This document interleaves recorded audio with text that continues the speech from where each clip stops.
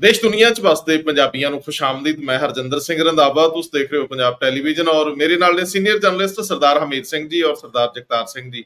मैं जी आया आखदा। थैंक यू, शुक्रिया जी।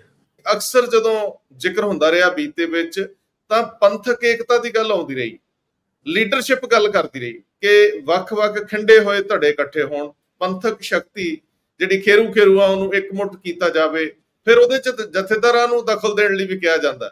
पर जदों कुछ पिछले अरसे तो ध्यान सिंह मंड कोशिश कर रहे भी जथेदार इकट्ठे होण पंथक एकता के नजरिए तो, उधर बादलों के खिलाफ जिहड़े धड़े ने वो भी मीटिंगां कर रहे हैं लगातार कि पंथक एकता की जाए। सरदार जगतार सिंह जी, काफी उलझन भरपूर स्थिति है सिख मानसिकता के नजरिए तो भी और खास तौर पर लीडरशिप के नजरिए तो भी पूरा उलझा है।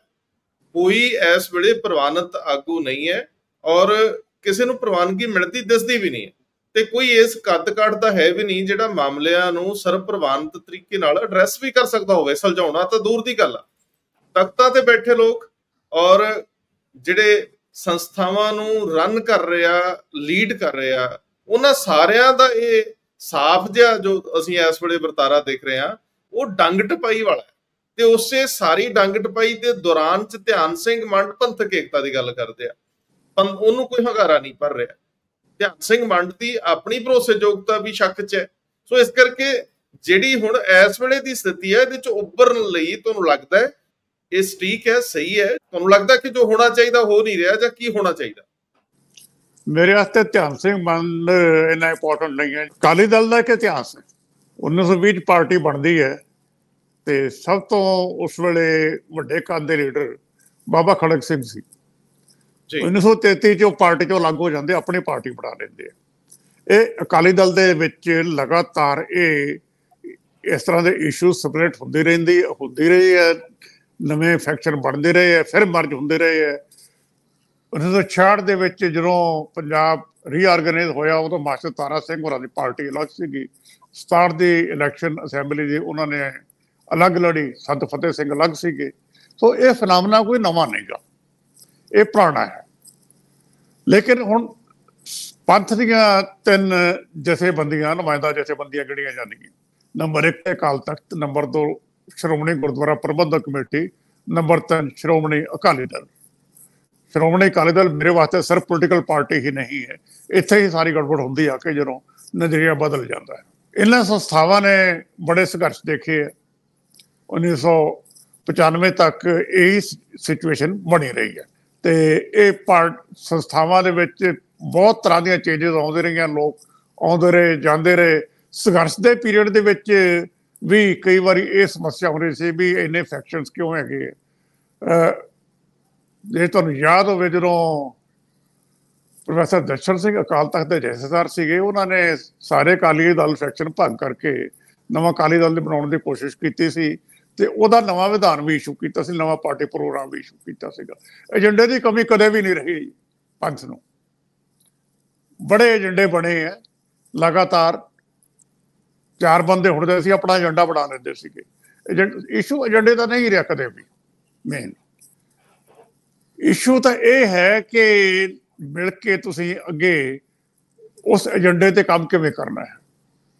ਏਜੰਡਾ ਅੱਜ ਵੀ ਬਣਿਆ ਹੋਇਆ ਹੈ, ਸਮੱਸਿਆਵਾਂ ਵੀ ਸਾਰੀਆਂ ਪਤਾ ਹੈ ਕੀ ਹੈ।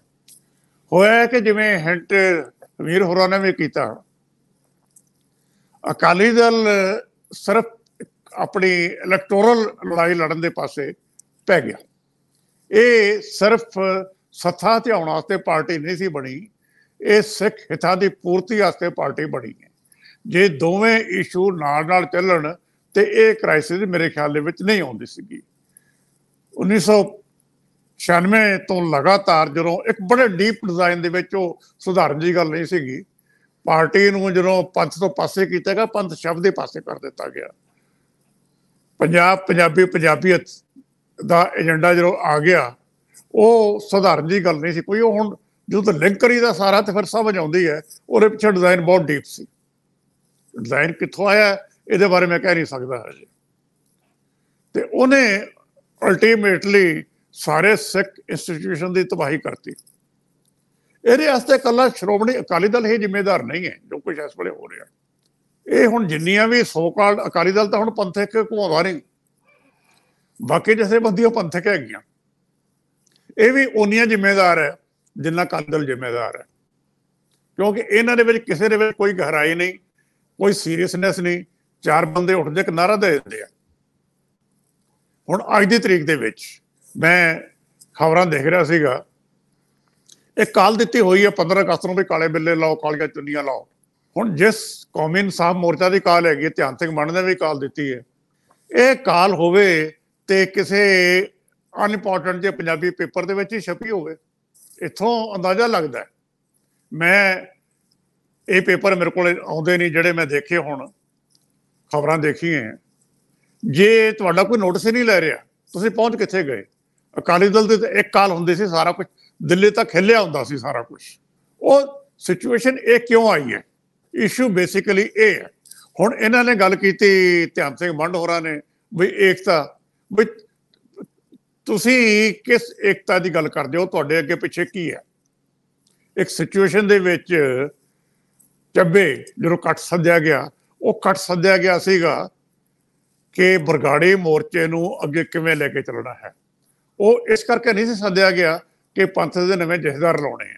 ਉੱਥੇ ਸੀ ਕੋਈ ਨਵੀਂ ਆਊਟਫਿਟ ਲਾਂਚ ਕਰਕੇ, ਕੋਈ ਆਰਗੇਨਾਈਜ਼ ਕਰਕੇ, ਤੇ ਇਸ ਜਿਹੜੇ ਬੇਅਦਬੀ ਦੇ ਇਸ਼ੂਜ਼ ਹੈ ਇਹਨਾਂ ਨੂੰ ਅੱਗੇ ਸੰਘਰਸ਼ ਤੋਰਿਆ ਜਾਵੇ। ਜਦੋਂ ਇਹਨਾਂ ਦੀ ਅਨਾਉਂਸਮੈਂਟ ਹੋਈ, ਨਾਲ ਹੀ ਇਕੱਠ ਖਿੰਡਰ ਗਿਆ ਸੀਗਾ।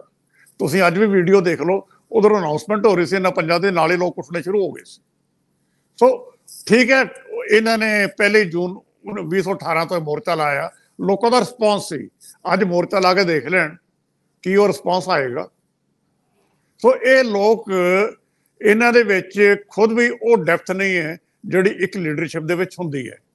ਸੋ ਜਦੋਂ ਪੰਥਕ ਏਕਤਾ ਦੀ ਗੱਲ ਕਰਦੇ ਹੈ, ਇਹ ਮੇਰੇ ਖਿਆਲ ਦੇ ਵਿੱਚ ਇਕੱਠ ਇੱਕ ਅਕਾਲ ਤਖਤ ਤੇ ਹੋਣਾ ਚਾਹੀਦਾ।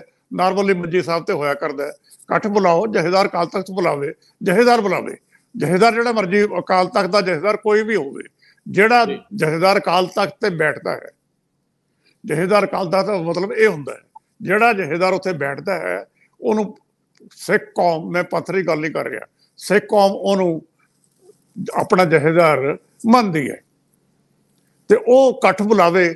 ਮੈਂ ਉਹਨੂੰ ਹੋਰ ਵੀ ਗੱਲ ਕਰਦਾ, ਅੱਗੇ ਪੰਥ ਦੇ ਇਕੱਠ ਦੇ ਵਿੱਚ ਨਾਰੇ 3 ਹੁੰਦੇ ਸੀ, ਅਕਾਲੀ ਦਲ ਦੇ ਇਕੱਠ ਦੇ ਵਿੱਚ ਹੁੰਦੇ ਸੀਗੇ, ਦੇਖ ਤੇ ਫਤਿਹ, ਪੰਥ ਕੀ ਜੀਤ, ਰਾਜ ਕਰੇਗਾ ਖਾਲਸਾ। 3 ਨਾਰੇ ਗਏ ਵੇ ਬੜੇ ਸਾਲਾਂ ਤੋਂ, ਤੁਹਾਨੂੰ ਕਿਤੇ ਇਹ ਸੁਣਾਈ ਨਹੀਂ ਦਿੰਦੇ। ਹੁਣ ਜਿਹੜੇ ਇਸ਼ੂਜ਼ ਲੈ ਕੇ 4 ਅਗਸਤ 1982 ਨੂੰ ਮੋਰਚਾ ਲੱਗਿਆ ਸੀਗਾ, ਉਹ ਇਸ਼ੂਜ਼ ਕਿੱਥੇ ਹੈ? ਪੰਜਾਬ ਦੇ ਵਿੱਚ ਜੇ 10,000 ਬੰਦਾ ਫੜ ਕੇ ਅਣਪਛਾਤੇ ਕਹਿ ਕੇ ਉਹਨਾਂ ਦੀ ਕਮਿਸ਼ਨ ਕਰ ਦਿੱਤੀ ਗਈ, ਤੇ ਪੰਜਾਬ 'ਚ ਆਵਾਜ਼ ਕਿਉਂ ਨਹੀਂ ਉੱਠਦੀ ਕਿ ਉਹਨਾਂ ਦੀ ਇਨਕੁਆਇਰੀ ਹੋਵੇ? ਜਿਨੇ ਕੰਮ ਜਸਵੰਤ ਸਿੰਘ ਖਾਲੜਾ ਕਰ ਗਿਆ, 2,500 ਅਣਪਛਾਤੀਆਂ ਲਾਸ਼ਾਂ ਦੀ, ਉਸ ਤੋਂ ਅੱਗੇ ਗੱਲ ਕਿਉਂ ਨਹੀਂ ਤੁਰੀ? ਗੱਲ ਤਾਂ ਸਾਰੀ ਉੱਥੇ ਹੀ ਖੜੀ ਹੈ। ਕਲੋਜ਼ਰ ਤਾਂ ਬਹੁਤ ਵੱਡੀ ਗੱਲ ਹੈ ਉਸ ਸੰਘਰਸ਼ ਦਾ, ਉਹ ਤਾਂ ਉਹਦੇ ਵਿੱਚ ਤਾਂ ਗੌਰਮੈਂਟ ਇਨਵੋਲਵ ਹੁੰਦੀ ਹੈ ਤਾਂ ਹੋਏਗਾ। ਸੋ ਜਿਹੜਾ ਕੰਮ ਸੀ ਆਪ ਕਰਨਾ ਸੀ, ਹਾਲੇ ਤਾਂ ਉਹ ਵੀ ਨਹੀਂ ਕੀਤਾ।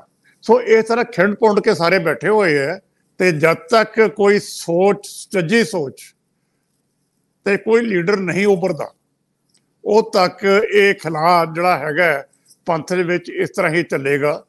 ਤੇ ਮੇਰੇ ਖਿਆਲ ਦੇ ਵਿੱਚ ਇਹਦਾ ਇੱਕ ਕ੍ਰਾਈਟੀਰੀਆ ਹੁੰਦਾ ਹੈ SGPC ਇਲੈਕਸ਼ਨ।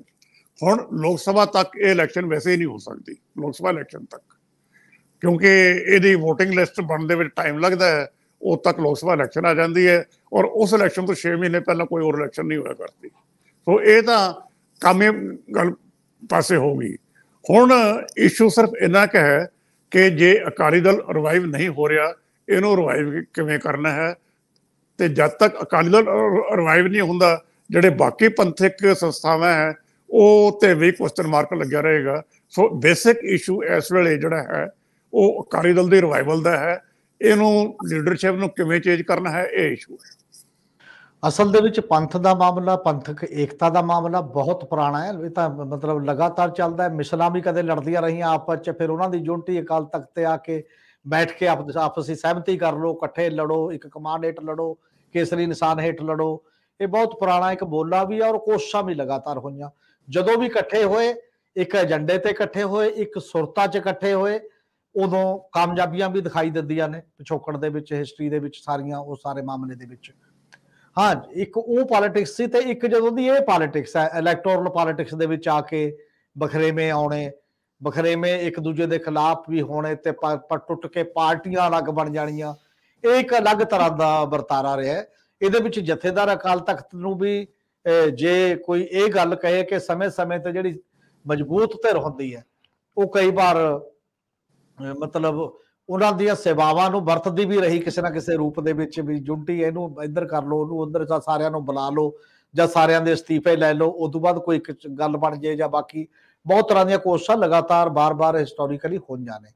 ਪਰ ਨਾਰਮਲੀ ਜਿਹੜੀ ਇਹ ਲੜਾਈ ਹੁੰਦੀ ਰਹੀ ਹੈ ਹੁਣ ਤੱਕ, ਇਹ ਕਿਹਾ ਜਾਂਦਾ ਰਿਹਾ ਪੋਲੀਟੀਕਲੀ ਕਿ ਜਿਹਦੇ ਤੇ ਸ਼੍ਰੋਮਣੀ ਗੁਰਦੁਆਰਾ ਪ੍ਰਬੰਧਕ ਕਮੇਟੀ ਚ ਜਿਹੜਾ ਵੀ ਧਿਰ ਜਿੱਤਦੀ ਰਹੀ ਹੈ, ਉਹਨੂੰ ਰੀਅਲ ਅਕਾਲੀ ਦਲ ਮੰਨਿਆ ਜਾਂਦਾ ਰਿਹਾ, ਤੇ ਉਹੀ ਅਕਾਲੀ ਦਲ ਜਿਹੜਾ ਡੈਮੋਕ੍ਰੈਟਿਕ ਜਿਹੜੀ ਇਲੈਕਟੋਰਲ ਪੋਲਿਟਿਕਸ ਹੈ ਉਹਦੇ ਚ ਡੋਮੀਨੇਟ ਕੀਤਾ ਹੁਣ ਤੱਕ, ਜਦੋਂ ਤੱਕ ਵੀ ਲਗਾਤਾਰ ਚੱਲੇ ਹੈ। ਔਰ ਫਿਰ ਅਸਲ ਦੇ ਵਿੱਚ ਜਿਹੜੇ ਸਪਲਿੰਟਰ ਗਰੁੱਪ ਹਮੇਸ਼ਾ ਚੱਲੇ, ਉਹਨਾਂ ਦਾ ਪਹਿਲਾ ਮੁੱਦਾ ਵੀ ਇਹ ਹੋਣ ਲੱਗ ਗਿਆ ਕਿ ਐਸਜੀਪੀਸੀ ਤੇ ਹੀ ਆਪਾਂ ਕਿਵੇਂ ਨਾ ਕਿਵੇਂ ਕੋਈ ਗੱਲ ਕਰੀਏ। ਅੱਜ ਵੀ ਜਿਹੜੇ ਬਾਦਲ ਅਕਾਲੀ ਦਲ ਦੇ ਵਿਰੋਧ ਦੇ ਵਿੱਚ ਬਾਕੀ ਗਰੁੱਪ ਨੇ, ਉਹਨਾਂ ਦੀ ਕੋਸ਼ਿਸ਼ ਇਹੀ ਹੈ ਜਿਹੜੇ ਟੁੱਟ ਜਾ ਕਰਦੇ ਨੇ ਵੀ ਕਿਸੇ ਨਾ ਕਿਸੇ ਤਰ੍ਹਾਂ ਸ਼੍ਰੋਮਣੀ ਕਮੇਟੀ ਦੀ ਗੱਲ ਹੋ ਜੀ। ਪਰ ਸ਼੍ਰੋਮਣੀ ਕਮੇਟੀ ਦੀ ਚੋਣ ਪੂਰੀ ਤਰ੍ਹਾਂ ਗਵਰਨਮੈਂਟ ਆਫ ਇੰਡੀਆ ਦੇ ਹੱਥ ਚੱਲੇਗੀ, ਹੋਮ ਮਿਨਿਸਟਰੀ ਦੇ ਹੈ, ਉਹਨੇ ਉਦੋਂ ਕਰਾਉਣਾ ਕਿ ਕਿਹੜਾ ਗਰੁੱਪ ਕਿਵੇਂ ਉਹਨੂੰ ਸੂਟ ਕਰਦਾ ਹੈ, ਕਿਹੜੀ ਉਹਦੀ ਪੋਲਿਟਿਕਸ ਨੂੰ ਕਿਹੜੀ ਗੱਲ ਰਾਸ ਆਉਂਦੀ ਹੈ, ਉਦੋਂ ਚੋਣਾਂ ਕਰਾਉਣੀਆਂ ਨੇ, ਉਦੋਂ ਉਸ ਲੈਵਲ ਦੀਆਂ ਇਹ ਗੱਲਾਂ ਕਰਨੀਆਂ ਨੇ, ਉਹ ਸਾਰੀ ਗੱਲ ਉੱਥੇ ਚਲੀ ਜਾਂਦੀ ਹੈ। ਤਾਂ ਇਹ ਕਲੇਸ਼ ਆਪਣੇ ਆਪ ਚ ਬਾਕੀ ਨੇ।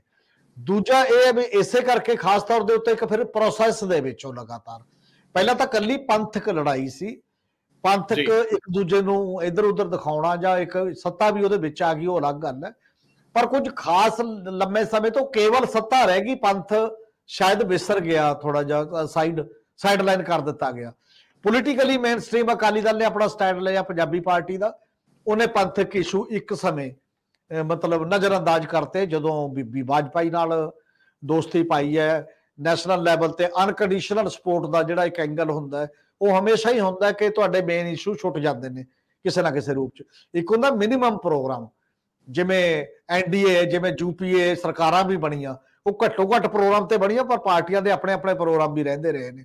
ਸਾਡੇ ਇਹਦੋਂ ਉਲਟ ਹੋ ਗਿਆ ਵੀ ਕੋਈ ਮਿਨੀਮਮ ਪ੍ਰੋਗਰਾਮ ਤੇ ਨਹੀਂ ਦਿੱਤੀ, ਅਨਕੰਡੀਸ਼ਨਲ ਸਪੋਰਟ ਜਿਹੜੀ ਹੁੰਦੀ ਹੈ ਉਹ ਫਿਰ ਤੁਹਾਡੇ ਮੁੱਦੇ ਉਠਾਉਣ ਦੇ ਤੁਹਾਨੂੰ ਨਹੀਂ ਦਿੰਦੀ ਉਸ ਪੱਧਰ ਦੇ ਉੱਤੇ।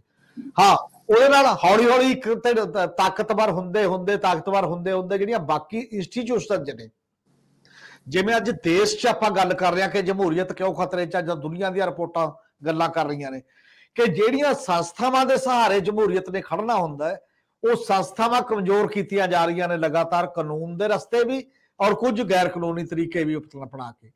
ਉਸੇ ਤਰ੍ਹਾਂ ਜਿਹਦੇ ਤੇ ਪੰਥ ਜਿਹੜੀ ਬੁਨਿਆਦ ਤੇ ਖੜੇ ਸੀ, ਉਹ ਕਮਜ਼ੋਰ ਹੋਈਆਂ ਸੰਸਥਾਵਾਂ ਪਹਿਲਾਂ ਕਿਸੇ ਨਾ ਕਿਸੇ ਰੂਪ ਦੇ ਵਿੱਚ, ਚਾਹੇ ਉਹ ਫਿਲਾਸਫੀਕਲ ਸਵਾਲ ਸੀ, ਵਿਚਾਰਧਾਰਕ ਸਵਾਲ ਸੀ, ਚਾਹੇ ਇਹਨਾਂ ਦਾ ਪਾਵਰ ਸ਼ੇਅਰਿੰਗ ਦਾ ਇੱਕ ਅਲੱਗ-ਅਲੱਗ ਐਂਗਲ ਸੀਗਾ ਕਿਸੇ ਨਾ ਕਿਸੇ ਰੂਪ ਚ।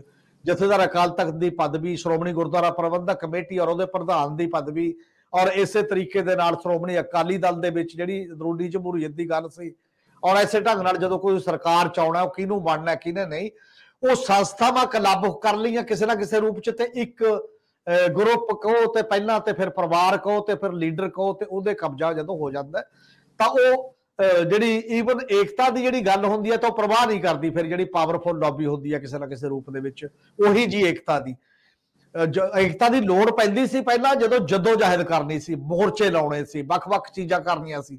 ਤੁਹਾਡੇ ਸਾਹਮਣੇ ਆ ਪਹਿਲਾਂ ਮੋਰਚਾ ਲੱਗਿਆ, ਪਾਣੀ ਦੇ ਮੁੱਦੇ ਤੇ ਮੋਰਚਾ ਲਾਇਆ ਅਕਾਲੀ ਦਲ ਨੇ ਤੇ ਸੀਪੀਐਮ ਨੇ ਰਲ ਕੇ ਇੱਥੇ 8 ਅਪ੍ਰੈਲ 1982 ਨੂੰ। ਜਦੋਂ ਮੋਰਚਾ ਇੱਥੇ ਥੋੜਾ ਜਿਹਾ ਵੀਕ ਪੈਂਦਾ ਨਜ਼ਰ ਆਇਆ ਤਾਂ ਅਗਸਤ ਦੇ ਵਿੱਚ ਜਾ ਕੇ ਫਿਰ ਉੱਥੇ ਚੱਲਿਆ ਦਰਬਾਰ ਸਾਹਿਬ ਜਾਂ ਅਕਾਲ ਤਖਤ ਤੇ ਸ਼ਿਫਟ ਹੋ ਗਿਆ। ਉੱਥੇ ਪਹਿਲਾਂ ਇੱਕ ਮੋਰਚਾ ਚੱਲ ਰਿਹਾ ਸੀ ਜਰਨੈਲ ਸਿੰਘ ਭਿੰਡਰਾਂਵਾਲੇ ਦਾ, ਉਹ ਰਿਹਾਈ ਦੇ ਵਾਸਤੇ ਕੁਝ ਉਹਨਾਂ ਦੇ ਦੋਸਤ ਜਿਹੜੇ ਸਹਿਯੋਗੀ ਫੜੇ ਹੋਏ ਸੀ। ਫਿਰ ਇਹ ਮੋਰਚਾ ਇਕੱਠਾ ਹੁੰਦਾ, ਧਰਮਜੀਤ ਮੋਰਚੇ 'ਚ ਕਨਵਰਟ ਹੋ ਜਾਂਦਾ, ਸਾਰੀਆਂ ਧਿਰਾਂ ਲੜ ਕੇ ਲੜਨ ਦੀ ਗੱਲ ਕਰਦੀਆਂ ਨੇ। ਇੱਕ ਉਹ ਮੋਰਚਾ ਸਿਆਸਤ ਹੈ ਜਿਹੜੀ ਇਕੱਠਾ ਕਰਦੀ ਸੀ, ਉਦੋਂ ਸੱਤਾ ਨਹੀਂ ਸੀ ਉਸ ਪੱਧਰ ਦੇ ਉੱਤੇ, ਤੇ ਤੁਹਾਡੀ ਲੜਾਈ ਦਾ ਇੱਕ ਕਿਰਦਾਰ ਸੀ। ਫਿਰ ਜਥੇਦਾਰਾਂ ਦਾ ਮਾਮਲਾ ਵੀ ਆਉਂਦਾ ਉਸੇ ਮਾਮਲੇ 'ਚ। ਮਿਲੀਟੈਂਸੀ ਦੇ ਦੌਰਾਨ ਵੀ ਦੋ ਜਥੇਦਾਰ ਰਹੇ ਨੇ, ਕੋਈ ਅੱਜ ਇਹ ਨਹੀਂ ਇਕੱਲੇ ਦੋ ਜਥੇਦਾਰ ਰਹੇ, ਉਦੋਂ ਵੀ ਜਥੇਦਾਰ ਅਲੱਗ-ਅਲੱਗ ਰਹੇ। ਫਿਰ ਕਿਸੇ ਨਾ ਕਿਸੇ ਰੂਪ ਦੇ ਵਿੱਚ ਸਹਿਮਤੀ ਵੀ ਕਦੇ-ਕਦੇ ਹੁੰਦੀ ਰਹੀ। ਜਸਵੀਰ ਸਿੰਘ ਰੋਡੇ ਨੂੰ ਜਥੇਦਾਰ ਕੌਂਕੇ ਨੂੰ ਕਾਰਜਕਾਰੀ ਤੇ ਜਸਵੀਰ ਸਿੰਘ ਰੋਡੇ ਨੂੰ ਜਦੋਂ ਜੇਲ੍ਹ ਸੀ, ਜਥੇਦਾਰ ਛੱਪ ਗਿਆ 1986 ਦੇ ਵਿੱਚ, ਜੋ ਵੀ ਇੱਕ ਉਹਨੂੰ ਸਰਬੱਤ ਖਾਲਸਾ ਕਹੋ, ਕਾਨਫਰੰਸ ਕਹੋ, ਜੋ ਵੀ ਮਤਲਬ ਮਿਲੀਟੈਂਟ ਗਰੁੱਪਾਂ ਵੱਲੋਂ ਇੱਕ ਗੱਲ ਉਸ ਲੈਵਲ, ਹੌਲੀ ਹੌਲੀ ਉਹ ਸਹਿਮਤੀ ਹੋ ਕੇ ਜਸਵੀਰ ਸਿੰਘ ਰੋਡੇ ਨੂੰ ਸ਼੍ਰੋਮਣੀ ਕਮੇਟੀ ਨੇ ਵੀ ਮਾਨਤਾ ਦੇਤੀ, ਚਲੋ ਉਸ ਲੈਵਲ ਤੇ ਚਲਾ ਗਿਆ। ਨਹੀਂ ਤਾਂ ਵੱਖ-ਵੱਖ ਟਾਈਪ ਦੇ ਜਥੇਦਾਰਾਂ ਦਾ ਇੱਕ ਆਪਣੇ ਆਪ ਬਾਬਾ ਗੁਰਬਚਨ ਸਿੰਘ ਮਾਨੋਚਾਲ ਵੀ ਜਥੇਦਾਰ ਅਕਾਲ ਤਖਤ ਕਹਾਉਂਦੇ ਰਹੇ, ਵੱਖ-ਵੱਖ ਟਾਈਪ ਦੇ ਲੋਕ ਉਦੋਂ ਵੀ ਚੱਲਦੇ ਰਹੇ। ਤੇ ਹੁਣ ਜਿਹੜੇ ਜਥੇਦਾਰੀ ਦੇ ਜਿਹੜਾ ਗੁਰੂ ਗ੍ਰੰਥ ਸਾਹਿਬ ਦੀ ਬੇਅਦਬੀ ਦੇ ਮਾਮਲੇ ਦੇ ਉੱਤੇ ਇੱਕ ਇਕੱਠ ਹੋਇਆ ਸੀ ਚੱਬੇ ਦੇ ਵਿੱਚ, ਉੱਥੇ ਉਹ ਏਜੰਡਾ ਸੀ, ਉਹ ਏਜੰਡਾ ਛੱਡ ਕੇ ਨਵੇਂ ਜਥੇਦਾਰ ਆ ਗਏ, ਇੱਕ ਪੈਰਲਲ ਜਿਹਨਾਂ ਨੂੰ ਬਤਵਾਜੀ ਕਿਹਾ ਜਾਂਦਾ। ਹੁਣ ਬਤਵਾਜੀ ਜਥੇਦਾਰ ਏਕਤਾ ਦੇ ਨਾਂ ਤੇ ਸਟਾਰਟ ਕਰਨ ਲੱਗੇ। ਪਹਿਲਾਂ ਵਾਲਾ ਜਿਹੜੇ ਹੋਣ ਵਾਲੇ ਜਥੇਦਾਰ ਤਾਂ ਇਹ ਕਹਿੰਦੇ ਨੇ ਸਾਡੇ ਕੋਲ ਤਾਕਤ ਹੈ, ਚੁਣਿਆ ਹੋਇਆਂ ਨੇ ਸਾਨੂੰ ਨੋਮੀਨੇਟ ਕੀਤਾ ਹੈ। ਚੁਣੇ ਹੋਏ ਭਾਵ ਲੋਕਾਂ ਦੇ ਇਲੈਕਟੋਰਲ ਤਰੀਕੇ ਦੇ ਨਾਲ ਜਿਹੜੇ ਸ਼੍ਰੋਮਣੀ ਕਮੇਟੀ ਦੇ ਮੈਂਬਰ ਆਏ ਨੇ ਉਹਨਾਂ ਨੇ ਕੀਤਾ, ਇਸ ਲਈ ਸਿਧਾਂਤਕ ਤੌਰ ਤੇ ਰੀਅਲ ਜਥੇਦਾਰ ਅਸੀਂ ਆ। ਉਹ ਕਹਿ ਰਹੇ ਸੀ ਸਾਨੂੰ ਇਕੱਠ ਨੇ ਕੀਤਾ ਜੀ, ਲੋਕਾਂ ਦਾ ਮੋਹ ਭੰਗ ਹੋ ਗਿਆ ਸੀ ਸੰਗਤ ਦਾ, ਤੇ ਇਸ ਲਈ ਕੀਤਾ, ਤੇ ਇਸ ਲਈ ਅਸੀਂ ਆ। ਹੁਣ ਉਹ ਜਿਹੜਾ ਰੀਅਲ ਜਥੇਦਾਰ ਅਜੇ ਤੱਕ ਤਾਂ ਇਹੀ ਮੰਨਿਆ ਜਾਂਦਾ ਨਾਰਮਲੀ ਸਾਡੇ ਸੈਟਅਪ ਦੇ ਵਿੱਚ ਕਿ ਸ਼੍ਰੋਮਣੀ ਕਮੇਟੀ ਕੋਲ ਰਾਈਟ ਹੈ, ਜੋ ਵੀ ਉਹ ਕਰਦੀ ਹੈ, ਜਿੰਨਾ ਚਿਰ ਤਬਦੀਲ ਨਹੀਂ ਹੁੰਦਾ ਕ੍ਰਾਈਟੇਰੀਆ, ਉਹੀ ਜਥੇਦਾਰ ਦੇ ਤੌਰ ਤੇ ਮੰਨੇ ਜਾਂਦੇ ਨੇ ਜਿਸ ਵੀ ਰੂਪ ਦੇ ਵਿੱਚ ਨੇ। ਹੁਣ ਧਿਆਨ ਸਿੰਘ ਮੰਡ ਆਪਣੇ ਤਰੀਕੇ ਨਾਲ ਪਹਿਲਾਂ ਬਰਗਾੜੀ ਮੋਰਚਾ ਲਾਇਆ, ਜਥੇਦਾਰ ਵੀ ਰਹੇ ਤੇ ਮੋਰਚਾ ਵੀ ਲੱਗਿਆ ਹੋਇਆ ਸੀ, ਤੇ ਉਹ ਮੋਰਚਾ ਉੱਠ ਜਾਂਦਾ ਵਿੱਚ ਵਿਚਾਲਿਓਂ, ਤੇ ਉਦੋਂ ਲੋਕਾਂ ਨੇ ਕਿਹਾ ਕਿਉਂ ਇਤਰਾਜ਼ ਵੀ ਕੀਤੇ ਬਥੇਰੇ ਵੀ, ਇਹ ਕਿਉਂ ਉੱਠ ਖੜਿਆ, ਪੈਸੇ ਦੇ ਲੈਣ ਦੇਣ ਦਾ ਰੌਲਾ ਹੈ। ਦਾਦੂਵਾਲ ਤੇ ਮੰਡ ਦੇ ਵਿੱਚ ਵੀ ਮਤਲਬ ਬਿਆਨੋ ਬਿਆਨੀ ਹੋਈ, ਬੜਾ ਕੁਛ ਹੋ ਗਿਆ ਇੱਧਰ ਉੱਧਰ ਨਾ ਕਰਕੇ। ਹੁਣ ਫੇਰ ਮੋੜ ਕੇ ਇੱਕ ਇਸ ਲੈਵਲ ਦੀ ਗੱਲ ਆਉਂਦੀ ਹੈ। ਹੁਣ ਉਹ ਆਪਣੇ ਆਪ ਚੀਫ ਮਿਨਿਸਟਰਾਂ ਨੂੰ, ਪਹਿਲਾਂ ਅਮਰਿੰਦਰ ਸਿੰਘ ਨੂੰ ਤੇ ਹੁਣ ਭਗਵੰਤ ਮਾਨ ਨੂੰ ਵੀ ਸੱਦੀ ਜਾਂਦੇ ਨੇ, ਤੇ ਇਹਨਾਂ ਨੇ ਤਾਂ ਚਲੋ ਚਿੱਠੀ ਚੁੱਠੀ ਲਿਖ ਕੇ ਇੱਕ ਮਾਨਤਾ ਟਾਈਪ ਵੀ ਦੇਤੀ ਕਿਸੇ ਨਾ ਕਿਸੇ ਰੂਪ ਚ।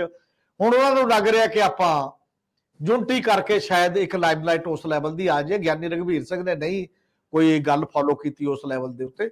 ਵੱਡੀ ਗੱਲ ਪੰਥਕ ਏਕਤਾ ਦਾ ਜਿਹੜਾ ਕੁਐਸਚਨ ਹੈ ਓਵਰਆਲ, ਪਹਿਲਾਂ ਸਭ ਤੋਂ ਨੰਬਰ 1 ਪੰਥਕ ਸਰੋਕਾਰ ਕੀ ਨੇ, ਪੰਥ ਦੀ ਆਈਡੀਓਲੋਜੀ ਕੀ ਹੈ, ਪੰਥ ਦੇ ਰੀਅਲ ਮੁੱਦੇ ਕੀ ਨੇ, ਤੁਰੰਤ ਵਾਲੇ ਤੇ ਅਲਟੀਮੇਟ ਅਗਲੇ, ਉਹਨਾਂ ਤੇ ਤਾਂ ਕੋਈ ਬੋਲੋ, ਉਹਨਾਂ ਤੇ ਤਾਂ ਕੋਈ ਸਹਿਮਤੀ ਬਣਾਓ।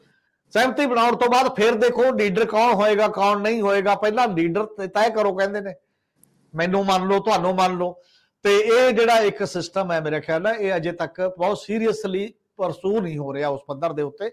ਹਜੇ ਨੰਬਰ ਗੇਮ ਦਾ ਹੀ ਸਿਸਟਮ ਵੀ ਦੇਖੋ, ਮੈਂ ਤਾਂ ਚੰਗਾ ਕਰ ਰਿਹਾ, ਮੈਂ ਤਾਂ ਚਾਹੁੰਦਾ ਏਕਤਾ, ਬਾਕੀ ਨਹੀਂ ਚਾਹੁੰਦੇ, ਦੂਜਾ ਕਹਿੰਦਾ ਇਹ ਰੈਲੇਵੈਂਟ ਨਹੀਂ ਹੈ। ਹੁਣ ਜਦੋਂ ਬੱਚੇ ਤਾਂ ਕਿਉਂ, ਆਪਾਂ ਉਹਨਾਂ ਨਾਲ ਕੀ ਕਰਨਾ ਰਲ ਕੇ ਉਸ ਲੈਵਲ ਦੇ ਉੱਤੇ।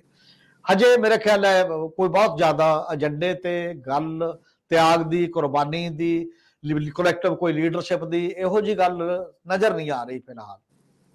ਇੱਕ ਛੋਟਾ ਜਿਹਾ ਸਵਾਲ ਐਡਰੈਸ ਕਰ ਦਿਓ ਬਹੁਤ ਸੰਖੇਪ ਦੇ ਵਿੱਚ, ਕਿ ਜਿਹੜਾ ਇਸ਼ੂ ਹੈ ਬੇਅਦਬੀਆਂ ਦਾ ਮਾਮਲਾ, ਕਿਉਂਕਿ ਜਦੋਂ ਚੱਬੇ ਦੇ ਵਿੱਚ ਇਕੱਠ ਹੁੰਦਾ ਹੈ ਜਾਂ ਉਸ ਤੋਂ ਬਾਅਦ ਲਗਾਤਾਰ ਜਦੋਂ ਕੋਈ ਪੰਥਕ ਗੱਲ ਹੁੰਦੀ ਹੈ ਤੇ ਉਹਦੀ ਬੁਨਿਆਦ 'ਚ ਉਹਦੇ ਆਧਾਰ ਦੇ ਥੱਲੇ ਇਹੀ ਬੇਅਦਬੀਆਂ ਦਾ ਮੁੱਦਾ ਹੈ।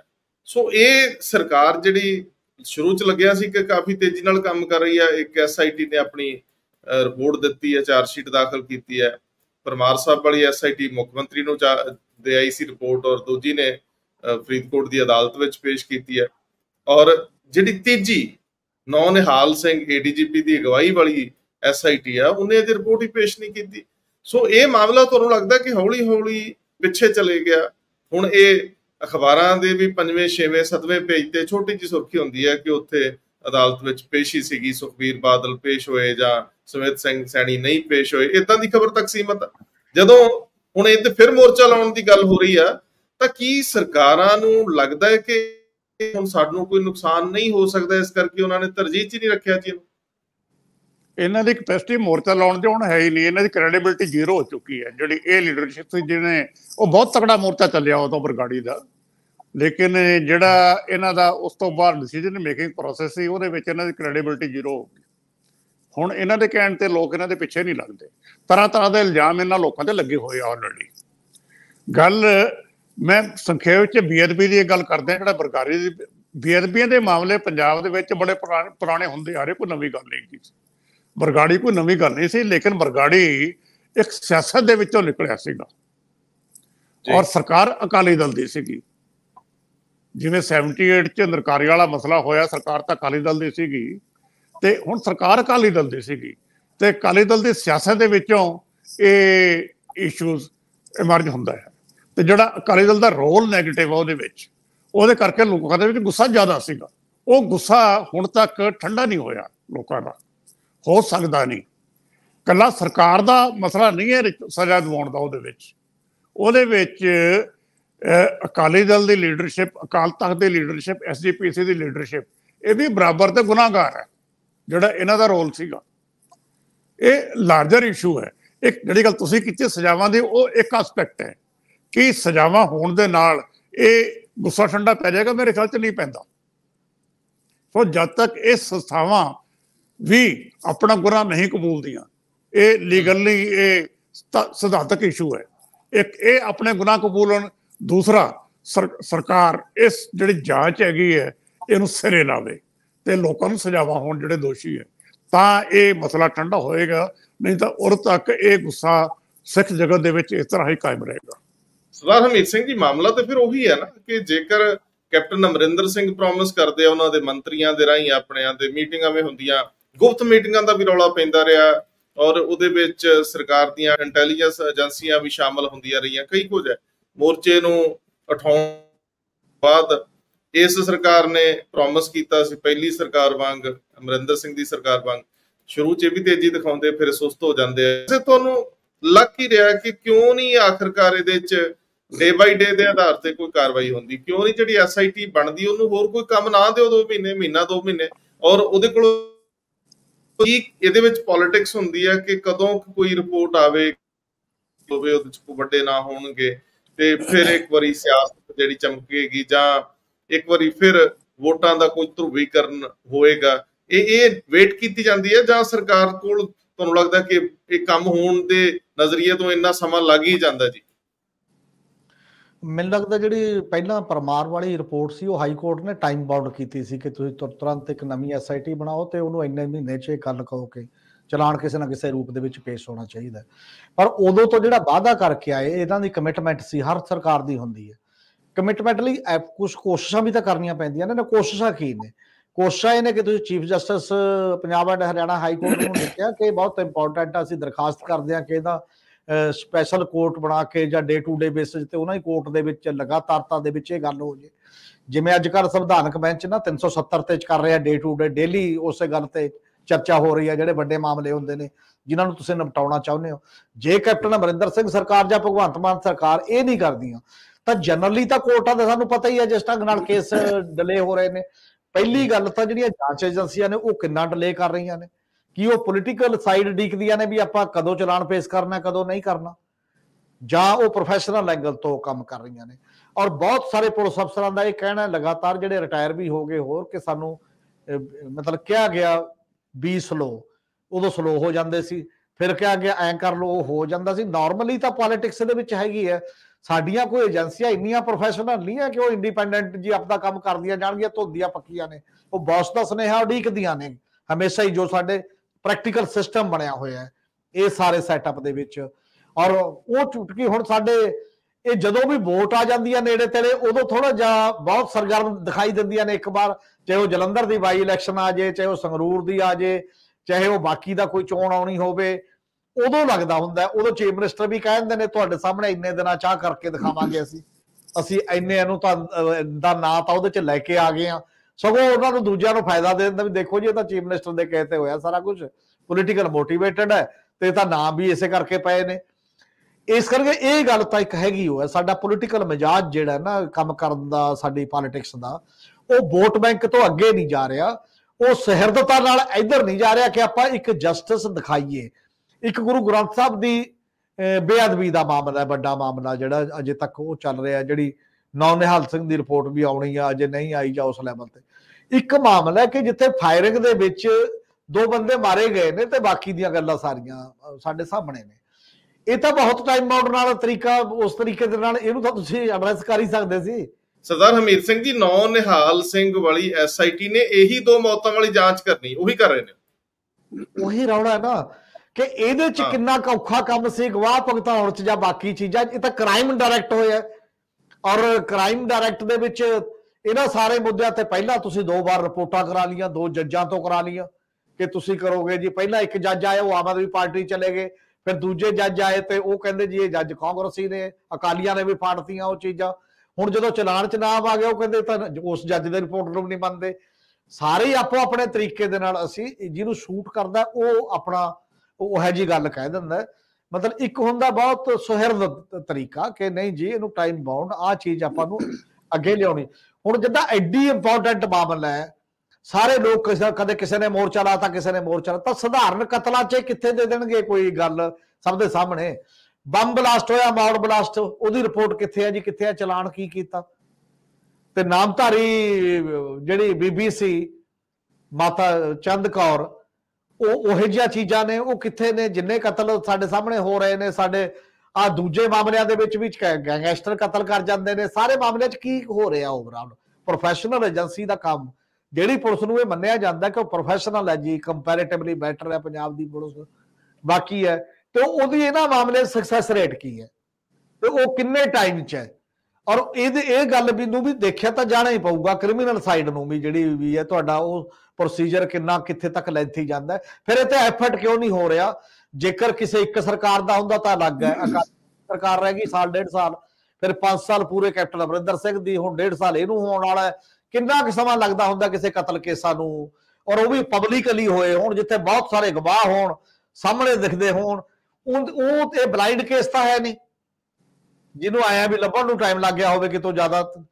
ਫਿਰ ਤਾਂ ਪੋਲੀਟੀਸ਼ੀਅਨ ਨੂੰ, ਬਿਊਰੋਕਰੇਟ ਨੂੰ, ਪੁਲਿਸ ਨੂੰ, ਸਭ ਨੂੰ ਪੁੱਛਣ ਵਾਲਾ ਹੀ ਹੈ ਨਾ ਕਿ ਭਾਈ ਸਾਹਿਬ ਲੋਕ ਤਾਂ ਇਹ ਜਾਣਨਾ ਚਾਹੁੰਦੇ ਨੇ, ਨਿਆਂ ਤੱਕ ਪਹੁੰਚਣਾ ਚਾਹੁੰਦੇ ਨੇ, ਰਸਤੇ 'ਚ ਰੁਕਾਵਟਾਂ ਕੀ ਨੇ, ਜਾਓ ਦੱਸ ਦਿਓ ਲੋਕਾਂ ਨੂੰ ਆ ਕੇ। ਇਹ ਵੀ ਕਰਨ ਲਈ ਤਿਆਰ ਨਹੀਂ ਹੈ ਸਾਡਾ ਕੋਈ ਜਿਹੜਾ ਇਸ ਲੈਵਲ ਦਾ ਆਦਮੀ ਜਾਂ ਲੀਡਰ। ਮੈਂ ਇੱਕ ਐਡੀਸ਼ਨ ਨਾਲ ਕਰਦੇ ਹਾਂ ਜੇ ਤੁਹਾਡੀ ਗੱਲ ਪੂਰੀ ਹੋ ਗਈ ਤਾਂ ਜੀ। ਪੰਜਾਬ ਪੁਲਿਸ ਦੇ ਇੱਕ ਖਾਸ ਸੈਕਸ਼ਨ ਨੂੰ ਸਟੇਟ ਦੀ ਇਮਿਊਨਿਟੀ ਹੈਗੀ ਹੈ। ਜਦੋਂ ਉਹਨਾਂ ਅਫਸਰਾਂ ਦਾ ਨਾਂ ਕਿਸੇ ਇਹੋ ਜਿਹੇ ਕੇਸ ਆ ਜਾਂਦਾ ਹੈ, ਉਹ ਕੇਸ ਅੱਗੇ ਤੁਰਦਾ ਹੀ ਨਹੀਂ। ਉਹਨਾਂ ਅਫਸਰਾਂ ਦੇ ਖਿਲਾਫ ਜਿੰਨੇ ਵੀ ਕੇਸ ਹੈਗੇ ਹੈ, ਉਹ ਤੁਸੀਂ ਸਾਰਿਆਂ ਦੀ ਫਾਈਲ ਕੱਢ ਕੇ ਦੇਖ ਲਓ ਕਿ ਕੋਈ ਕੇਸ ਚੱਲਿਆ 30 ਸਾਲ ਪੁਰਾਣੇ ਕੇਸ ਹੈਗੇ, ਉੱਥੇ ਦੇ ਉੱਥੇ ਖੜੇ, ਪਤਾ ਹੀ ਨਹੀਂ ਕਿਸੇ ਨੂੰ ਵੀ ਇਸ ਵੇਲੇ ਉਹਨਾਂ ਦਾ ਕੀ ਹੋ ਰਿਹਾ ਹੈ। ਇੱਕ ਉਹ ਬਹੁਤ ਇੰਪੋਰਟੈਂਟ ਐਸਪੈਕਟ ਹੈ ਸਾਰੀ ਗੱਲ ਦੇ ਵਿੱਚ। ਜੇ ਇਸ ਕੇਸ ਇਹਨਾਂ ਕੇਸੇ ਦੇ ਵਿੱਚ ਵੀ ਉਹੋ ਜਿਹੇ ਕੁਝ ਅਫਸਰਾਂ ਦਾ ਨਾਂ ਹੈਗਾ ਤੇ ਕੇਸ ਮੇਰੇ ਖਿਆਲ 'ਚ ਲੌਜੀਕਲ ਕੰਕਲੂਜਨ ਤੇ ਨਹੀਂ ਜਾਣਗੇ, ਇਸ ਤਰ੍ਹਾਂ ਹੀ ਲਟਕਦੇ ਰਹਿਣਗੇ। ਦੂਜੀ ਗੱਲ, ਉਹ ਇਹ ਵੀ ਛੱਡੋ, ਦਰਬਾਰ ਸਾਹਿਬ ਦੇ ਵਿੱਚ ਇੱਕ ਮੁੰਡੇ ਨੇ ਛਾਲ ਮਾਰ ਕੇ ਅੰਦਰ ਜਗਲਾ ਟੱਪ ਕੇ ਬੇਅਦਬੀ ਕੀਤੀ ਸੀ, ਬਾਅਦ 'ਚ ਸੰਗਤ ਨੇ ਫੜ ਕੇ ਉਹਨੂੰ ਮਾਰਤਾ। ਹੁਣ ਤੱਕ ਉਸ ਕੇਸ ਦੀ ਮਤਲਬ ਕੀ ਬਣਿਆ? ਕੇਸ ਪੁਲਿਸ ਕੋਈ ਜਵਾਬ ਹੁਣ ਤੱਕ ਨਹੀਂ ਦੇ ਰਹੀ ਵੀ ਉਹਦੇ ਪਿੱਛੇ ਕੀ ਸੀ। ਈਵਨ ਇਹ ਕਿਹਾ ਜਾ ਰਿਹਾ ਕਿ ਪੁਲਿਸ ਤੋਂ ਤਾਂ ਪਛਾਣ ਹੀ ਨਹੀਂ ਹੋਈ ਬੰਦਾ ਕੌਣ ਸੀ। ਕਿਸੇ ਕੇਸ ਨੂੰ ਤਾਂ ਤੁਸੀਂ ਅੱਗੇ ਲੈ ਕੇ ਚੱਲੋ ਨਾ, ਕੋਈ ਵੀ ਕੇਸ ਤੁਸੀਂ ਲੈ ਲਓ ਬੇਅਦਬੀ ਦਾ, ਉਹ ਅੱਗੇ ਨਹੀਂ ਵਧ ਰਿਹਾ। ਉਹ ਤਾਂ ਉਸੇ ਤਰ੍ਹਾਂ ਦਾ, ਬਲਕਿ ਜਿਹਦੀ ਜਾਣ ਪਛਾਣ ਵੀ ਹੋਗੀ ਕੌਣ ਹੈ ਬੰਦਾ, ਜਿਹੜੀ ਬਸੀ ਵਾਲੀ ਜਿਹੜੀ ਉੱਥੋਂ ਫੜ ਕੇ ਲੈ ਕੇ ਗਏ, ਉਹ ਹਵਾਲਾਤ 'ਚ ਉੱਥੇ ਮਰ ਗਿਆ, ਉਹ ਕਸਟਡੀ 'ਚ ਜਾ ਕੇ ਬੰਦਾ ਕਿੰਨੇ ਦਿਨਾਂ ਬਾਅਦ ਮਰਿਆ, ਉਹ ਤੋਂ ਕੀ ਪੁੱਛ ਗਿੱਛ ਹੋਈ, ਕਿੱਥੋਂ ਗਿਆ, ਕੀ ਕੀਤਾ, ਉਹ ਵੀ ਤਾਂ ਉਹਦਾ ਵੀ ਕੁਝ ਨਹੀਂ ਪਤਾ ਲੱਗਿਆ ਉਦੋਂ ਬਾਅਦ ਕਿਵੇਂ ਮਰਿਆ, ਕੀ ਅਟੈਕ ਹੋਇਆ। ਹਾਂ, ਨਹੀਂ ਕੁਛ ਨਹੀਂ ਪਤਾ ਲੱਗ ਰਿਹਾ। ਇਹੀ ਤਾਂ ਮਿਸਟਰੀ ਹੈ ਸਾਰੀ ਗੱਲ ਤੇ ਆ ਕੇ ਕਿ ਸਾਰੇ ਹੀ ਕੇਸ ਇਸ ਤਰ੍ਹਾਂ ਸਾਡੇ ਮੌੜ ਬਲਾਸਟ ਕਿਉਂ ਬਲਾਈਂਡ ਕੇਸ ਬਣੇ ਹੋਏ ਹੈ, ਜਦਕਿ ਪਤਾ ਹੈ ਕਿ ਤਾਰਾਂ ਕਿੱਥੇ ਜਾ ਕੇ ਜੁੜੀਆਂ ਹੋਈਆਂ। ਉਸ ਤੋਂ ਬਾਅਦ ਵੀ ਕੇਸ ਅੱਜ ਕੋਈ ਪ੍ਰੋਗਰੈਸ ਨਹੀਂ ਹੋ ਰਹੀ। ਕੌਣ ਜ਼ਿੰਮੇਦਾਰ ਹੈ ਜੀ ਇਸ ਤੇ? ਸਰਦਾਰ ਜਗਤਾਰ ਸਿੰਘ ਜੀ, ਤੁਸੀਂ ਕਿਉਂਕਿ ਮਾਮਲੇ ਇੱਕ ਦੂਜੇ ਨਾਲ ਜੁੜਦੇ ਨੇ ਸਾਰੇ, ਤੇ ਤੁਸੀਂ ਜ਼ਿਕਰ ਕਰ ਹੀ ਰਹੇ ਸੀਗੇ ਕਿ ਜਿਹੜਾ ਬਰਤਾਨੀਆ ਗਵਰਨਮੈਂਟ ਨੇ ਸਖਤੀ ਦਿਖਾਉਣ ਦੀ ਗੱਲ ਕੀਤੀ ਹੈ, ਭਾਰਤ ਸਰਕਾਰ ਨੂੰ ਪ੍ਰੋਮਿਸ ਕੀਤਾ ਹੈ, ਇਹ ਜਿਹੜਾ ਹੁਣ ਇੱਕ ਨਵਾਂ ਅੱਜ ਅਸੀਂ ਸਾਰੇ ਨਿਊਜ਼ਪੇਪਰਾਂ ਦੇ ਵਿੱਚ ਦੇਖਿਆ, ਬੜੀ ਪ੍ਰਮੁਖਤਾ ਨਾਲ ਛਾਇਆ ਹੋਇਆ ਕਿ ਬਰਤਾਨੀਆ ਖਾਸ ਤੌਰ ਤੇ ਗਰਮਦਲੀਏ ਨੇ ਉਹਨਾਂ ਲਈ ਸਖਤੀ ਕਰ ਰਿਹਾ। ਭਾਰਤ ਸਰਕਾਰ ਨੇ ਉਹਨਾਂ ਤੋਂ ਇਹ ਮੰਗ ਕੀਤੀ ਸੀ ਜਾਂ ਪ੍ਰੈਸ਼ਰ ਬਣਾਇਆ ਸੀ। ਇਹਨੂੰ ਕਿਵੇਂ ਲਈਏ ਮਾਮਲੇ ਨੂੰ? ਤੁਹਾਨੂੰ ਯਾਦ ਹੋਵੇ ਆਪਣੇ 94-95 ਦੇ ਵਿੱਚ ਇਹ ਕਲੇਮ ਕੀਤਾ ਗਿਆ ਸੀਗਾ, KPS ਗਿੱਲ ਸੀ DGP ਦੇ, ਸਰਦਾਰ ਬਿਆਨ ਸਿੰਘ ਸੀ ਮੁੱਖ ਮੰਤਰੀ, ਕਿ ਅਸੀਂ ਜਦੋਂ ਇਹ ਮੂਵਮੈਂਟ ਖਤਮ ਕਰਤੀ ਖਾਲਿਸਤਾਨ ਦੀ, ਉਦੋਂ ਖਾਲਿਸਤਾਨੀ ਮੂਵਮੈਂਟ ਨੂੰ ਕਿਹਾ ਜਾਂਦਾ ਸੀਗਾ, ਤੇ ਇਹਨਾਂ ਦਾ ਕਲੇਮ ਸੀ ਵੀ ਅਸੀਂ ਖਤਮ ਕਰਤਾ ਸਾਰਾ ਕੁਛ। ਤੇ ਸਡਨਲੀ ਬਿਆਨ ਸਿੰਘ ਆਪ ਵਿਕਟਮ ਬਣ ਗਏ ਜਦੋਂ ਬੰਬ ਬਲਾਸਟ ਦੇ ਵਿੱਚ ਇਹਨਾਂ ਦਾ ਕਤਲ ਕੀਤਾ ਗਿਆ। ਉਹ ਸਭ ਤੋਂ ਵੱਡਾ ਲਾਸਟ ਮੇਜਰ ਐਕਸ਼ਨ ਬਿਆਨ ਸਿੰਘ ਦਾ ਅਸੈਸੀਨੇਸ਼ਨ ਸੀ ਸੈਕਟਰੀਏਟ ਦੇ ਸਾਹਮਣੇ, ਉਹਨੇ ਹਿਲਾ ਕੇ ਫਿਰ ਰੱਖਤਾ ਇੱਕ ਵਾਰੀ। ਚਲੋ ਉਸ ਤੋਂ ਬਾਅਦ ਮੂਵਮੈਂਟ ਲੱਗਦਾ ਸੀ ਫੇਜ਼ ਆਊਟ ਹੋ ਗਈ, ਸਰਕਾਰਾਂ ਵੀ ਕਲੇਮ ਕਰਨ ਲੱਗ ਪਈਆਂ ਕਿ ਜੀ ਹੁਣ ਸ਼ਾਂਤੀ ਹੈ ਜੀ ਸਾਰੀ। ਤੇ ਸਰਕਾਰਾਂ ਬਾਅਦ ਚ ਪੰਜਾਬ 'ਚ ਵੀ ਜਿਹੜੀਆਂ ਆਉਂਦੇ ਰਹੀਆਂ ਬੜੇ ਕਲੇਮ ਕਰਦੇ ਰਹੀਆਂ ਸ਼ਾਂਤੀ। ਇੱਕ ਦੇਖੋ, ਇੱਕ ਤਾਂ ਹੁੰਦੀ ਸ਼ਾਂਤੀ ਕਬਰਿਸਤਾਨ ਦੀ, ਇੱਕ ਹੁੰਦੀ ਹੈ ਤੁਸੀਂ ਇਸ਼ੂ ਰਿਜ਼ਾਲਵ ਕਰਕੇ ਜਿਹੜੀ ਸ਼ਾਂਤੀ ਲਿਆਉਣੇ ਹੈ, ਉਹ ਵੱਖਰੀ ਤਰ੍ਹਾਂ ਦੀ ਸ਼ਾਂਤੀ ਹੁੰਦੀ ਹੈ। ਮਸਲਾ ਉੱਥੇ ਹੈ ਜਿਹੜੇ ਇਸ਼ੂ ਸੀਗੇ ਉਸ ਸੰਘਰਸ਼ ਦੇ ਨਾਲ ਸੰਬੰਧਿਤ, ਉਹਨਾਂ ਦਾ ਤਾਂ ਕਲੋਜ਼ਰ ਨਹੀਂ ਹੋਇਆ। ਕਲੋਜ਼ਰ ਸਰਕਾਰ ਨੇ ਵੀ ਕਰਨਾ ਹੈ ਤੇ ਉਹਦੇ ਵਿੱਚ ਕਾਫੀ ਕੁਝ ਇਨਵੋਲਵ ਹੈ ਸਾਰੀ ਗੱਲ ਦੇ ਵਿੱਚ ਆ ਕੇ। ਉਹ ਇਸ਼ੂ ਮਸਲੇ ਸਾਰੇ ਉਸ ਤਰ੍ਹਾਂ ਦੇ ਉਸ ਤਰ੍ਹਾਂ ਹੀ ਖੜੇ ਆ। ਤੇ 1984 ਤੋਂ ਬਾਅਦ ਖਾਸ ਕਰਕੇ ਪੰਜਾਬ ਦੇ ਵਿੱਚੋਂ ਜਿਹੜੇ ਇਸ ਸੰਘਰਸ਼ ਨਾਲ ਸੰਬੰਧਿਤ ਟੱਬਰ ਸੀਗੇ ਉਹ ਬਾਹਰ ਜਾ ਕੇ ਵਸਣੇ ਸ਼ੁਰੂ ਹੋ ਗਏ। ਕੈਨੇਡਾ ਵੀ ਵਸੇ, ਆਸਟ੍ਰੇਲੀਆ ਵੀ ਵਸੇ, ਜਰਮਨੀ ਵੀ, ਇੰਗਲੈਂਡ ਵੀ। ਇਸ ਤਰ੍ਹਾਂ ਹੀ ਕੈਨੇਡਾ ਦੇ ਵਿੱਚ ਰੌਲਾ ਪੈ ਜਾਂਦਾ ਹੈ, ਇੰਗਲੈਂਡ 'ਚ ਪੈ ਜਾਂਦਾ ਹੈ। ਜਦ ਤੱਕ ਤੁਸੀਂ ਬੇਸਿਕ ਇਸ਼ੂਜ਼ ਨੂੰ ਟੈਕਲ ਨਹੀਂ ਕਰਦੇ। ਮੈਨੂੰ ਇੰਟਰਸਟਿੰਗ ਗੱਲ ਲੱਗੀ ਇਹ ਇੰਗਲੈਂਡ ਵਾਲੀ, ਕੀ ਗੱਲ ਹੁਣ ਉੱਥੇ ਇਸ ਲੈਵਲ ਤੱਕ ਆ ਗਈ ਕਿ ਉਹਨਾਂ ਨੂੰ ਇੱਕ ਵੱਖਰਾ ਬਜਟ ਐਲੋਕੇਟ ਕਰਨਾ ਪਿਆ ਇਸ ਮਸਲੇ ਤੇ। ਸੋ ਜੇ ਗੱਲ ਉੱਥੇ ਦੀ ਉੱਥੇ ਖੜੀ ਹੈ ਤੇ ਇੰਡੀਅਨ ਸਟੇਟ ਨੂੰ ਆਪਣਾ ਰੋਲ ਇਹ ਤੇ ਰੀਡਿਫਾਈਨ ਕਰਨਾ ਪਏਗਾ, ਅਪਰੋਚ ਚੇਂਜ ਕਰਨੀ ਪਏਗੀ, ਇਹਦੀ ਜੜ ਦੇ ਵਿੱਚ ਕੀ ਹੈ ਉੱਥੇ ਤੱਕ ਜਾਣਾ ਪਏਗਾ। ਇਹ ਤੇ ਇੱਕ ਸੀਰੀਅਸ ਬਹਿਸ ਮੇਰੇ ਖਿਆਲ ਦੇ ਵਿੱਚ ਨੈਸ਼ਨਲ ਲੈਵਲ ਤੇ ਵੀ ਹੋਣੀ ਚਾਹੀਦੀ ਹੈ ਕਿ ਮਸਲੇ ਜਿਹੜੇ ਇਹੋ ਜਿਹੇ ਹੈਗੇ ਹੈ, ਇਹ ਇਕੱਲੇ ਸਿੱਖਾਂ ਦਾ ਮਸਲਾ ਨਹੀਂ ਹੈ। ਟਰਾਈਬਲ ਵੀ ਸੰਘਰਸ਼ ਕਰ ਰਹੇ, ਨਾਰਥ ਈਸਟ ਵੀ ਸੰਘਰਸ਼ ਚੱਲ ਰਹੇ ਸੀਗੇ। ਇਹ ਹੈ ਕਿ ਜਿਨ੍ਹਾਂ ਨੂੰ ਮਾਓਵਾਦੀ ਕਹਿੰਦੇ ਆ ਉਹ ਵੀ ਸੰਘਰਸ਼ ਕਰ ਰਹੇ ਹੈ। ਤੇ ਇਹ ਇਸ ਤਰ੍ਹਾਂ ਜਿਹੜੀ ਪੀਸਮੀਲ ਅਪਰੋਚ ਹੈ ਇਹਦੇ ਨਾਲ ਹੱਲ ਨਹੀਂ ਹੁੰਦੀ। ਹੁਣ ਲੇਟੈਸਟ ਸਿਫਟਾਂਵੇ ਦਾ ਇੰਗਲੈਂਡ ਦਾ ਬਜਟ ਹੈ ਜੀ। ਸਰਦਾਰ ਹਰਮੀਤ ਸਿੰਘ ਜੀ, ਇਸ ਮਸਲੇ ਨੂੰ ਤਾਂ ਬੇਸ਼ੱਕ ਨਾ ਵੀ ਟੱਚ ਕਰੀਏ ਕਿਉਂਕਿ ਅਸੀਂ ਇੱਕ ਇੰਟਰਨੈਟ ਦੀ ਸਮੱਸਿਆ ਆ ਰਹੀ ਹੈ ਤੇ ਇੱਕ ਮੈਨੂੰ ਲੱਗਦਾ ਅਸੀਂ ਵੈਸੇ ਵੀ ਕਾਫੀ ਨਿਕਲ ਆਏ ਆ। ਤੁਸੀਂ ਇੱਕ ਜ਼ਿਕਰ ਕਰ ਰਹੇ ਸੀ ਆਪਾਂ ਕੌਮੀ ਰਾਜਨੀਤੀ ਦੀ ਗੱਲ ਕਰ ਲਈਏ ਔਰ ਕੇਂਦਰ ਸਟੇਟ ਰਿਲੇਸ਼ਨਸ ਦਾ ਵੀ ਮਾਮਲਾ ਆ ਜਾਂਦਾ। ਇਹ ਰੌਲੇ ਜਿੱਥੇ ਗੈਰ ਭਾਜਪਾਈ ਸਰਕਾਰਾਂ ਨੇ ਉੱਥੇ ਤਾਂ ਪਏ ਰਹਿੰਦੇ ਆ, ਕੇਂਦਰ ਨਾਲ ਗਵਰਨਰ ਦੇ ਰੂਪ ਪੈਣ ਜਾਂ ਕਿਸੇ ਹੋਰ ਫੰਡ ਰੋਕੇ ਜਾਣ, ਬਾਕੀ ਗੱਲਾਂ। ਅੱਜ ਮੋਦੀ ਸਾਹਿਬ ਬੰਗਾਲ ਦੇ ਵਿੱਚ ਜੋ ਜ਼ਿਕਰ ਕਰ ਰਹੇ ਸੀ ਉਹ ਵੀ ਦਿਲਚਸਪ ਹੈ ਔਰ ਉਹ ਬੰਗਾਲ ਸਰਕਾਰ ਨੂੰ ਕਾਫੀ ਆੜੇ ਹੱਥੀ ਲੈ ਰਹੇ ਸੀ। ਉਹ ਇੱਕ ਜ਼ਿਕਰ ਕਰ ਦਿਓ ਫਿਰ ਖਤਮ ਕਰ ਦਈਏ। ਅਸਲ 'ਚ ਪ੍ਰਧਾਨ ਮੰਤਰੀ ਤਾਜੇ ਪਾਰਲੀਮੈਂਟ 'ਚੋਂ ਗਏ ਨੇ ਉੱਥੇ, ਤੇ ਇੱਥੇ ਪਾਰਲੀਮੈਂਟ ਦੇ ਵਿੱਚ ਵੀ ਕਸਮ ਤਾਂ ਹੋਈ ਸਾਰੇ ਮਾਮਲਿਆਂ ਦੇ ਵਿੱਚ। ਉੱਥੇ ਜਾ ਕੇ ਉਹ ਖੇਤਰੀ ਪੰਚਾਇਤ ਪਰਿਸ਼ਦ ਦੇ ਨੁਮਾਇੰਦਿਆਂ ਨੂੰ ਸੰਬੋਧਨ ਕਰ ਰਹੇ ਸੀਗੇ। ਉਹ ਹੁਣੇ ਬੰਗਾਲ ਦੇ ਵਿੱਚ ਪੰਚਾਇਤ ਚੋਣਾਂ ਹੋ ਕੇ ਹਟੀਆਂ ਨੇ ਥੋੜਾ ਸਮਾਂ ਪਹਿਲਾਂ। ਉਹ ਕਹਿੰਦੇ ਵੀ ਇਹ ਚੋਣਾਂ ਤਾਂ ਹਿੰਸਾ ਨਾਲ ਇਹਨਾਂ ਨੇ ਲੁੱਟੀਆਂ ਨੇ, ਕਿਵੇਂ ਕਾਗਜ਼ ਨਾ ਭਰਨ ਦਿਓ ਦੂਜਿਆਂ ਨੂੰ, ਵਿਰੋਧੀਆਂ ਨੂੰ ਕਿਵੇਂ ਕਿਉਂ ਨਾ ਕਰਨ ਦਿਓ, ਇਹ ਸਾਰਾ ਕੁਝ ਹੀ ਹੈ। TMC ਜਿਹੜੀ ਦੰਗੇਬਾਜ਼ ਤੇ ਹਿੰਸਾ ਫੈਲਾਉਣ ਵਾਲੀ ਪਾਰਟੀ ਹੈ, ਤੇ ਬਾਕੀ ਤਾਂ ਚੋਣ ਤਾਂ ਹੋਈ ਉਹ ਨਹੀਂ, ਚੋਣ ਤਾਂ ਲੁੱਟੀ ਗਈ ਹੈ ਜਿਹੜੇ ਵੀ ਉਸ ਮਾਮਲੇ ਦੇ ਵਿੱਚ ਹੁੰਦਾ ਹੈ। ਤੇ ਇਹਦਾ ਮਤਲਬ ਇਹਦੇ ਚੋਂ ਨਜ਼ਰ ਕੀ ਆਉਂਦਾ ਹੈ? ਇੱਕ ਤਾਂ ਪ੍ਰਾਈਮ ਮਿਨਿਸਟਰ ਜਿੱਥੇ ਵੀ ਜਾਂਦੇ ਨੇ ਉਹ ਵੋਟਾਂ ਵਾਲੀ ਭਾਸ਼ਾ ਤੋਂ ਬਿਨਾਂ ਨਹੀਂ ਬੋਲਦੇ। ਨਹੀਂ ਤਾਂ ਕਿਸੇ ਸਟੇਟ 'ਚ ਜਾਂਦੇ ਨੇ ਉੱਥੇ ਹੋਰ ਗੱਲਾਂ ਵੀ ਤਾਂ ਬਹੁਤ ਹੁੰਦੀਆਂ ਨੇ ਜਿਹੜੀਆਂ ਕਰਨ ਵਾਲੀਆਂ, ਕੰਟਰੀ ਦੀਆਂ ਆਲੇ ਦੁਆਲੇ ਵਾਲੀਆਂ। ਭਾਸ਼ਣ ਦੀ ਟੋਨ ਹਮੇਸ਼ਾ ਟਕਰਾਅ 'ਚ ਨਹੀਂ ਹੁੰਦੀ। ਪਰ ਦੂਜੀ ਸਾਈਡ ਇਹ ਵੀ ਹੈ, ਦੂਜੀ ਸਾਈਡ ਨਾਲ ਦੀ ਨਾਲ ਇਹ ਹੈ ਕਿ ਜਿਵੇਂ ਕੇਂਦਰ ਸਰਕਾਰ ਕਰ ਰਹੀ ਹੈ ਆਪਣੇ ਬਾਕੀ ਦੇ ਸੂਬਿਆਂ ਦੇ ਨਾਲ, ਉਵੇਂ ਸੂਬਾ ਸਰਕਾਰਾਂ ਵੀ ਹੇਠਲਿਆਂ ਨਾਲ ਉਵੇਂ ਹੀ ਕਰ ਰਹੀਆਂ ਨੇ। ਐਸੀ ਕੋਈ ਗੱਲ ਨਹੀਂ ਹੈ। ਬਿਲਕੁਲ ਪੰਚਾਇਤਾਂ 'ਚ ਹੋਇਆ, ਹੁਣ ਆਪਣੇ ਹੋਣਗੀਆਂ ਹੁਣ ਚੋਣਾਂ, ਕੱਲ ਭੰਗ ਕਰਤੀਆਂ ਪੰਚਾਇਤੀ ਰਾਜ 'ਚ ਸਾਰਾ ਕੁਝ। ਹਾਲਾਂਕਿ ਉਹ ਗੈਰ ਸੰਵਿਧਾਨਕ ਗੈਰ ਕਾਨੂੰਨੀ ਵੀ ਉਹਦੇ ਪੱਖ ਹੈਗੇ ਨੇ ਬਹੁਤ ਸਾਰੇ। ਤੁਸੀਂ ਦੇਖਣਾ ਜਦੋਂ ਕਾਗਜ਼ ਭਰਨਗੇ ਸਾਡੇ ਵੀ ਰੌਲਾ ਪਊ। ਪਹਿਲਾਂ ਕਾਂਗਰਸ ਸੀ, ਉਹ ਕਹਿੰਦੇ ਸੀ ਸਾਡੇ ਆਲੇ ਤਾਂ ਕਾਗਜ਼ ਨਹੀਂ ਭਰ ਦਿੰਦੇ, ਔਰ ਹੁਣ ਸ਼ਾਇਦ ਆਪ ਦੇ ਵਿੱਚ ਵੀ ਇਹੋ ਜਿਹਾ ਕੁਝ ਹੋਏ ਆਉਣ ਵਾਲੇ ਦਿਨਾਂ ਦੇ ਵਿੱਚ। ਸਾਡੇ ਇੱਕ ਸੱਤਾ ਦਾ ਜਨਰਲ ਟ੍ਰੈਂਡ ਬਣ ਗਿਆ, ਜਿਹੜਾ ਉੱਪਰ ਸੱਤਾ 'ਚ ਬੈਠਾ ਨਾ ਉਹ ਹੇਠਾਂ ਜਿੱਥੇ ਤੱਕ ਵੀ ਪਾਵਰ ਇੰਜੋਏ ਕਰ ਸਕਦਾ, ਹਰ ਹਾਲਤ 'ਚ ਆਪਣੇ ਨਾਲ ਹੀ ਚਾਹੁੰਦਾ। ਉਹ ਪਾਵਰ ਸ਼ੇਅਰ ਵਾਲਾ ਹੈ ਨਹੀਂ ਹੈ। ਹੁਣ ਓਵਰਆਲ ਪੋਲਰਾਈਜੇਸ਼ਨ ਦੇ ਇਹਦੇ ਨਾਲ ਹੀ ਇੱਕ ਹੋਰ ਘਟਨਾ ਜੁੜੀ ਹੈ ਅੱਜ ਦੀ ਯੂਪੀ ਦੀ ਅਸੈਂਬਲੀ ਦੀ।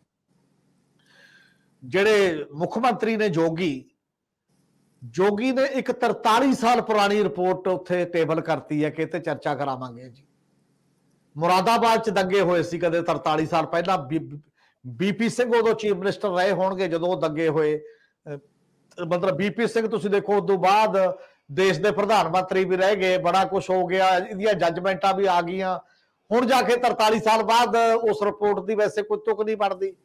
ਸਾਰੀ ਆਪੋਜੀਸ਼ਨ ਇਹ ਕਹਿ ਰਹੀ ਹੈ ਤੁਕ ਕੋਈ ਨਹੀਂ ਬਣਦੀ, ਪਰ ਤੁਕ ਕਿਵੇਂ ਬਣਦੀ ਹੈ ਉਹਨਾਂ ਲਈ?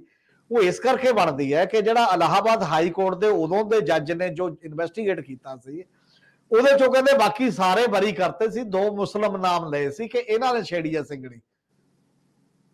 ਹੁਣ ਉਹਨਾਂ ਦੇ ਵਿੱਚੋਂ ਵੀ ਬੰਦੇ ਮਰੇ, ਇੱਕ ਤੇ ਤਾਂ ਮਰੇ ਨੂੰ 20 ਸਾਲ ਹੋ ਗਏ, ਤੇ ਜਿਹੜੇ ਇਹਨੂੰ ਕੀ ਕਹਿੰਦੇ ਨੇ, ਇਹਨੂੰ ਕਹਿੰਦੇ ਨੇ ਗੱਡੇ ਮੁਰਦੇ ਖਾੜਨਾ। ਇਹਦੇ ਨਾਲ ਪੋਲਰਾਈਜੇਸ਼ਨ ਹੋਏਗੀ। ਇਹਦੇ ਨਾਲ ਜਿਹੜਾ ਹੁਣ ਹੋ ਰਿਹਾ ਨਾ ਮਨੀਪੁਰ ਦੇ ਵਿੱਚ, ਕਿਹੜੀ ਧਿਰ ਕੀ ਕਰ ਰਹੀ ਹੈ, ਨੂੰਹ ਤੇ ਮਵਾਦ ਦੇ ਵਿੱਚ ਕਿਹੜੀ ਧਿਰ ਕੀ ਕਰ ਰਹੀ ਹੈ, ਤੁਸੀਂ ਖੁਦ ਦੇ ਜਾਓ, ਪੁਰਾਣਾ 40 ਸਾਲ ਪਹਿਲਾਂ ਮਿਲ ਜੇ, 50 ਸਾਲ ਪਹਿਲਾਂ ਮਿਲ ਜੇ, ਜੇ ਉਦੋਂ ਕਿਸੇ ਇੱਕ ਨੇ ਗਲਤੀ ਕੀਤੀ ਉਹਦੇ ਨਾਲ ਹੁਣ ਜਸਟੀਫਾਈ ਥੋੜੀ ਹੋ ਜਾਊਗਾ ਹੋਣ ਵਾਲੀ ਚੀਜ਼, ਜਿਹੜੀਆਂ ਵੀ ਚੀਜ਼ਾਂ ਵਾਪਰ ਰਹੀਆਂ ਨੇ। ਇਸ ਲਈ ਆਉਣ ਵਾਲੀ 24 ਦੀ ਇਲੈਕਸ਼ਨ ਹੈ, ਪੋਲਰਾਈਜੇਸ਼ਨ, ਖੇਮੇਬੰਦੀ ਕਿਸੇ ਵੀ ਤਰੀਕੇ ਨਾਲ ਹੋ ਜੇ। ਇਹ ਜਿਹੜਾ ਇੱਕ ਟ੍ਰੈਂਡ ਚੱਲਦਾ, ਜਿਹੜਾ ਕੇਵਲ ਵੋਟ ਸਿਆਸਤ ਦੇ ਇਰਦ ਗਿਰਦ ਚੱਲਦਾ, ਉਹ ਚੋਂ ਇਨਸਾਨੀਅਤ ਗਾਇਬ ਹੈ, ਭਾਈਚਾਰਾ ਗਾਇਬ ਹੈ, ਡਾਇਵਰਸਿਟੀ ਜਿਹੜੀ ਹੈ ਸਾਡੇ ਕੰਟਰੀ ਦੀ ਉਹ ਦੇਖਣ ਤੋਂ ਆਨਾਕਾਨੀ ਕੀਤੀ ਜਾ ਰਹੀ ਹੈ। ਇਹ ਖਤਰਨਾਕ ਰੁਝਾਨ ਹੁੰਦਾ, ਕੇਵਲ ਵੋਟ, ਕੇਵਲ ਪਾਵਰ ਦਾ ਜਿਹੜਾ ਨਸ਼ਾ ਹੁੰਦਾ, ਜੇਕਰ ਉਹ ਅਪਣਾਇਆ ਜਾਵੇ। ਉਹ ਮੈਨੂੰ ਲੱਗਦਾ ਪੰਜਾਬ 'ਚ ਵੀ ਇਹ ਸਾਰੇ ਕਿਤੇ ਐਂਗਲ ਉਹੀ ਹੈ, ਅਸਲ ਦੇ ਵਿੱਚ ਉਹਨੂੰ ਲੈ ਕੇ ਚੀਜ਼ਾਂ ਵਾਪਰ ਰਹੀਆਂ ਨੇ। ਬਾਕੀ ਜੀ ਬਹੁਤ ਮਿਹਰਬਾਨੀ, ਬਹੁਤ ਧੰਨਵਾਦ, ਥੈਂਕ ਯੂ, ਸ਼ੁਕਰੀਆ ਜੀ।